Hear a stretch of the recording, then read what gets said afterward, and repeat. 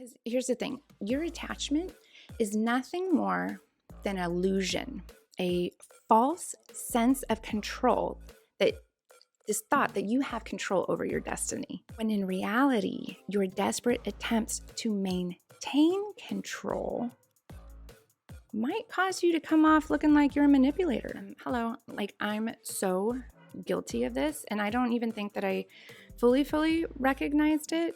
And looking back now, holy crap, how manipulative with the things that I did and the things that I probably said.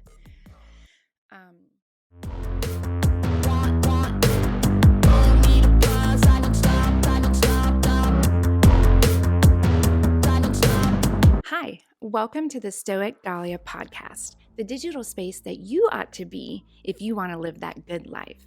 But first, you're going to have to challenge your beliefs, reprogram some things, and get some good stretching in on that mind of yours.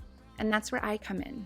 I'm your host, V, and this isn't your typical self-help, self-love podcast, yet an unconventional approach in leveling up your character with some good old timeless philosophy and adapting it to this crazy game that we call life. I'm so excited for today's show. First of all, today is the first video recorded episode, and it's just one of many for the Stoic Dahlia podcast. But also, today, we're going to dive into how you might be a stage 5 clinger of life, and maybe you didn't even know. I'm talking about attachment, or as the Stoics refer to it, the principle of detachment.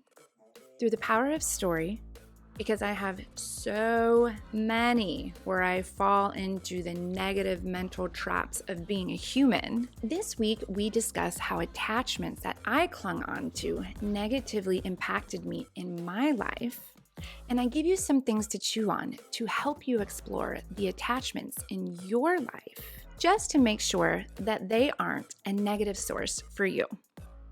All right, you ready? Let's go. Today, we're going to jump into my latest article, From Clingy to Zen, How Attachment May Be the Source of Your Suffering and 8 Ways to Spot It. So I figure I would just read a little excerpt of the article. And I always start my articles with quotes. Quote, "The root of all suffering is attachment. Buddha." End. You know how, have you ever been to a Rupi Kaur concert or a Rupi Kaur where she reads her poems and she's there and she uses her hands and go, lights out. You made me bleed. End. Okay. Anyways. All right. So here we go. Are you freaking kidding me right now? My thoughts in that moment as I saw my romantic evening replaced by the gruesome crime scene I was staring at. A bathtub full of turds surrounding my splash-happy baby like sharks circling fresh meat. No sexy time for this girl. Looks like I'm going fishing. But first, let me cry the ugliest cry ever. After a full year of struggling, trying to adjust to this new stay-at-home mom life and what that means for my identity, I was in the beginning stages of succumbing to the injuries sustained from a major life change. My expectations were different. I was suffering as I struggled to adapt. Little did I know that the culprit behind my suffering wasn't anything else other than attachment. So, Buddha is most commonly associated with the teaching that attachment is the root cause of your suffering.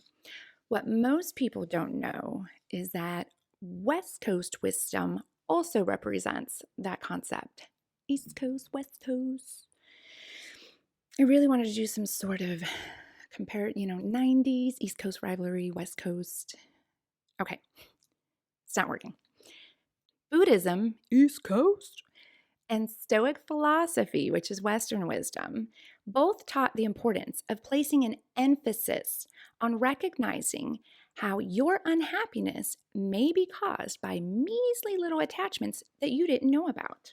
For the sake of this conversation and the nature of Stoic Dahlia, We are going to stick to the principles of Stoic philosophy and how it informs us to avoid being that stage 5 clinger, not only to people, but to places and things in your life. But first, really quickly, for those of you who are new to Stoic Dahlia or new to Stoic philosophy in general, I'm going to give you a rundown of what a Stoic is and how this ancient philosophy has proven to be beneficial in our modern world today. And I always get asked this question every time: what do you do? What do you write about? And I say Stoics or Stoic philosophy. And I get that question of what's a Stoic or what is Stoic philosophy? And I feel like I always look puzzled or I stutter when I answer because there's so many moving parts to it.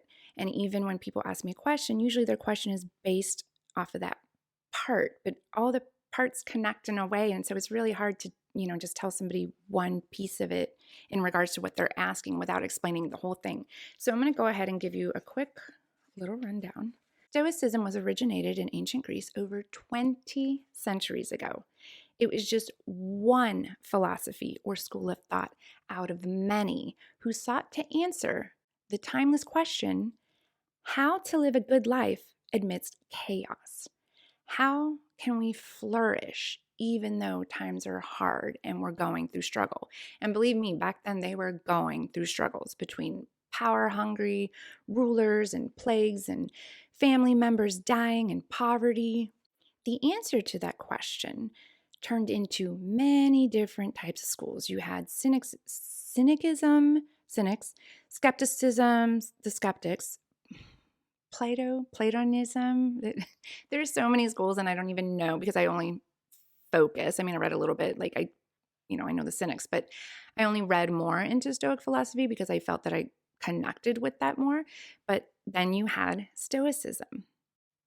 Stoic philosophy would go on to inspire new techniques and technologies in modern behavioral science and psychological therapies today, like CBT, but not that CBT, cognitive behavioral therapy, which is used to treat people who are suffering from depression, anxiety, and any and all the other debilitating mental things. The serenity prayer from AA meetings, God give me the courage to control the thing, that is from Stoic wisdom. When your therapist tells you to pay attention to and only focus on what you can control versus what you can't control, that is Stoic wisdom. Their teachings are everywhere, and you probably even do some of the exercises and you don't even know it. Now, there's a few misleading and misunderstandings when it comes to the word Stoic. Modern term Stoic, small s, lowercase s, if you ever see that in writing, like I was with this man and I told him this bad news and there was something so stoic about him. That Stoic it's a personality trait. It is someone who does stuff down their emotions, they act numb, they feel nothing. The Stoic that I'm talking about is capital S, which are these cool ass ancient philosophical dudes who feel everything, who have all the emotions. And Stoic joy is even a thing. Stoic philosophers were very wise ahead of their times. They taught people how to explore themselves, providing practical advice on how to control your emotions rather than allowing your emotions to control you, which is why I created Stoic Dahlia. I started practicing Stoic philosophy back in 2017. And although I have much work to do still, because it's a journey, not a destination, I can tell you that today I'm a better person, human, mother, friend, communicator, conflictor today. I am more confident in my body, in how I approach intimacy, in my professional, in my personal. Um, all the things that make me me and all the things that make my life is better today because of this 2,000-year-old philosophy, which has been the greatest bonus and surprise of it all, is that time changes, right? Decades come, they go, centuries, technologies are coming. I mean, everything's always changing. But here's the kicker: the problems of a human being never change. over 2,000 years ago, they're dealing with family drama like you're dealing with family drama. Their loved ones are dying. They're losing their jobs because so and so is better than them. They're going through all the same things we are today, just probably in togas and bare feet, and we wear clothes. But um, and honestly, I don't need to say anymore. That's that. That's it. And I'll leave you with that. If you want to get into the full synopsis and deep dive a little bit, deeper into what Stoic philosophy is, I will leave you the link down there to one of my articles on what is Stoic philosophy. So now let's get back to you, to the source of your suffering. Now, first things first, understanding attachment. You can jump online and Google what is attachment, and you're going to see many different articles pop up. There's attachment theory, there's infants attached to their mother, we're talking about, again, the Stoic principle of detachment, and we're coming at this from a psychological, philosophical point of view. So attachment is when an individual places a high emotional stake on someone or something, believing that all their happiness is dependent on it. And when the time comes, because nothing lasts forever, and their belief system is threatened either by a relationship coming to an end, a child leaving the nest, a transitional change in their life, unwanted results and outcomes of something, or hardline expectations on how this thing has to be, how it has to go your way or no way, and it doesn't happen that way, that's when the suffering begins. Now, how does attachment fester within us and manifest through us? So here's a problem with attachment. We don't recognize that it's a problem. We feel this discomfort, this dis-ease when our attachment is being pulled away from us, when we know we might lose it, but we miss the much larger infliction and how it can impact us negatively, and not just our well-being, but how we come off to the rest of the world, how we interact with the rest of the world. Because here's the thing, your attachment is nothing more than an illusion, a false sense of control, that this thought that you have control over your destiny, when in reality, your desperate attempts to maintain control might cause you to come off looking like you're a manipulator, or you could get manipulated. You can get depressed. All kinds of things, all kinds of negative things can happen to you if you stick to the belief system that I have to have this or I will never be happy. Okay, so what are some things that we can be attached to?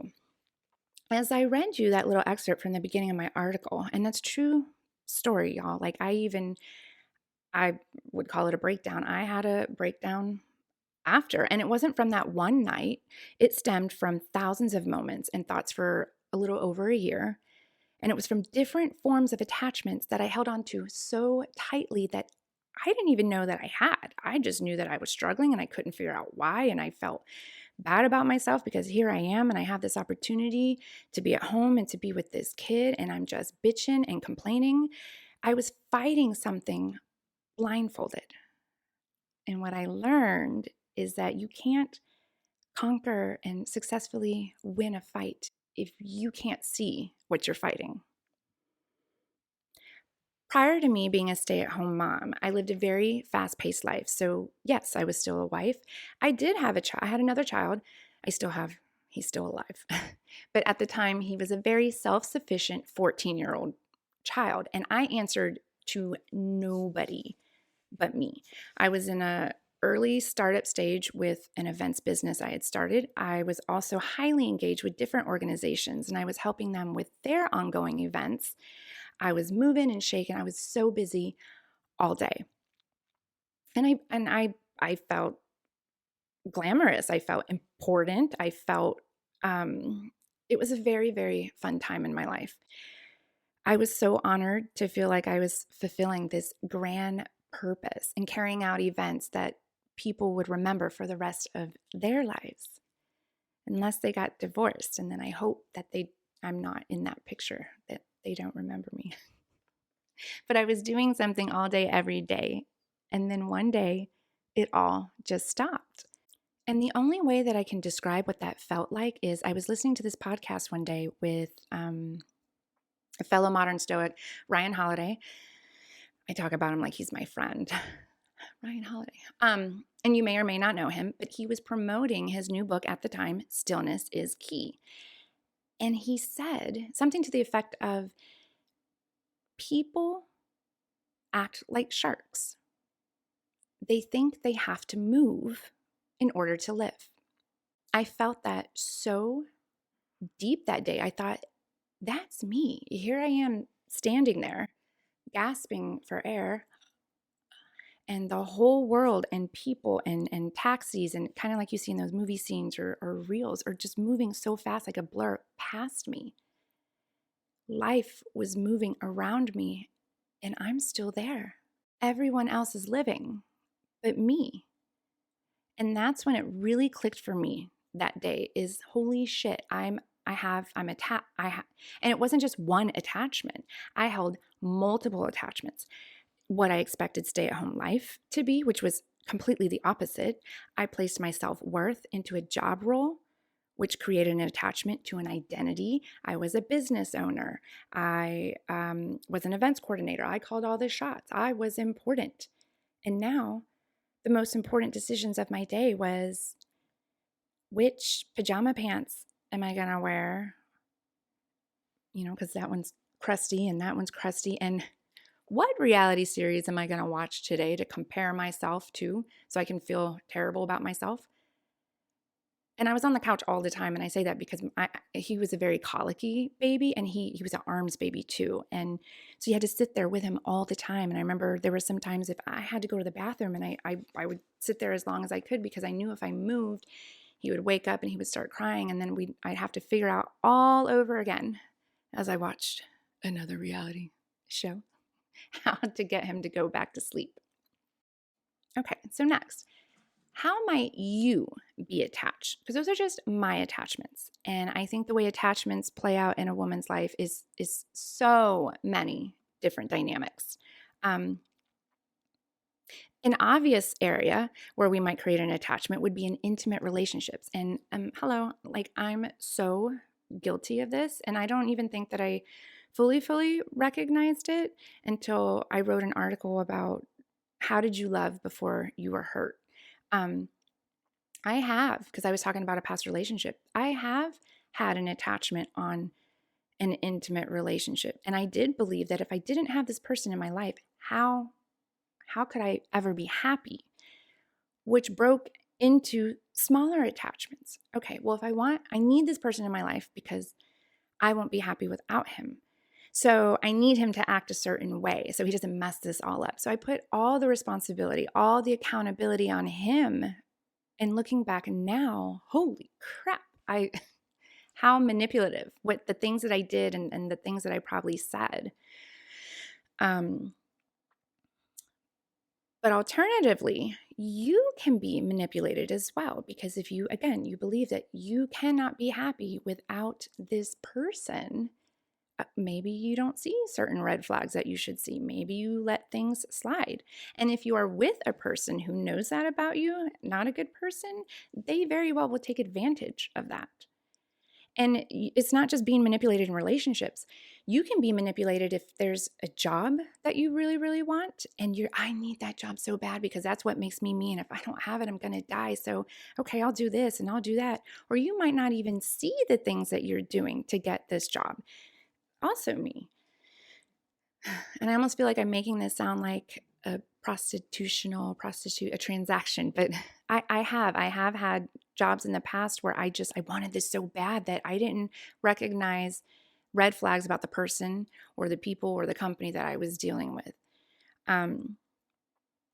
You can also, a lot of us are planning for retirement today. It's a big topic. We're worried our Social Security is going to run out, or we look at our parents and we think, they didn't plan. I don't want to be like them. So I'm going to retire in this amount of time, in this time frame, and I'm going to have this amount of money. And kind of like me standing there with the world passing me by, the same thing happens. You hit that 5 years or 10 years, whatever you told yourself. And now you look around and maybe your husband's gone, your kids are all grown up. Like, you don't get that back.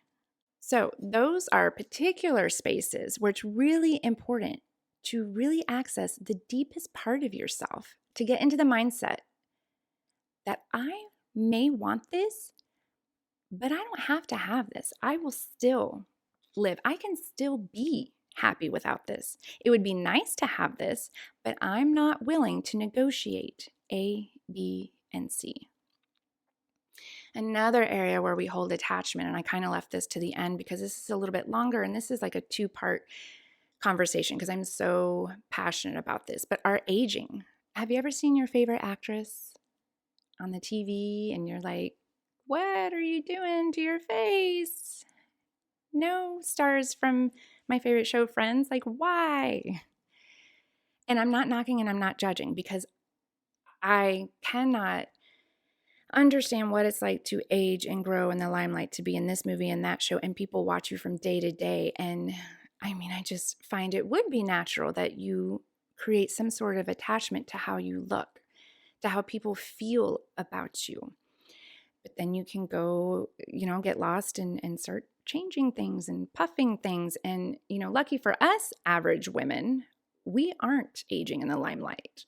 But we do struggle with the way that our body changes as we get older. We place our self-worth into the color of our hair, having wrinkle-free skin, and the position of our breast when we're standing up or when we're lying down. Flop. Or how many pencils can I fit under this titty? Like, but sadly, we really do get hell-bent on this idea of holding on to this youth, to this look that we were never promised in the first place. And we start grasping. And quite frankly, it's already hard enough to be a woman. And once you start getting to the stages where now you have to maintain stuff, like I've been going gray since 21.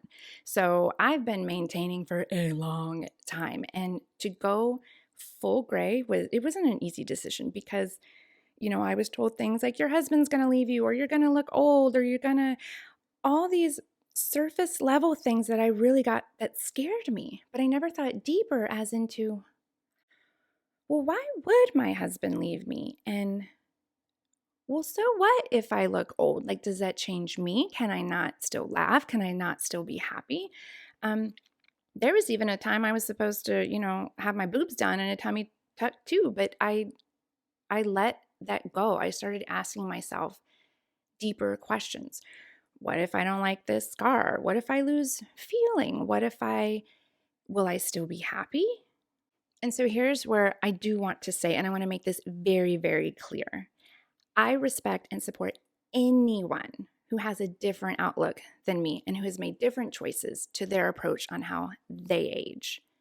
Everyone's journey is unique, and whatever empowers you and makes you happy and fills you with confidence, I 100% stand by that. Amen, sister.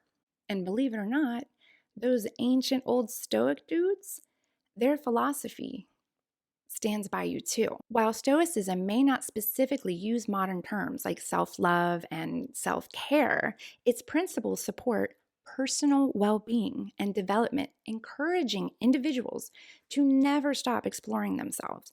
Self-discovery. What makes me happy? What makes me feel confident? And it recognizes that we all have our unique journeys, our own ways, our own paths, and how to find that out. So there you have it. I mean, there's so many dynamics within life where attachment will show up. And we didn't even touch on tangibles like your cell phone or your favorite apps or your favorite shoes. There's so many areas where you can have an attachment to, and it can cause you to suffer. But here is where I leave you because I want you to go off and explore. Is there anything that's making me unhappy?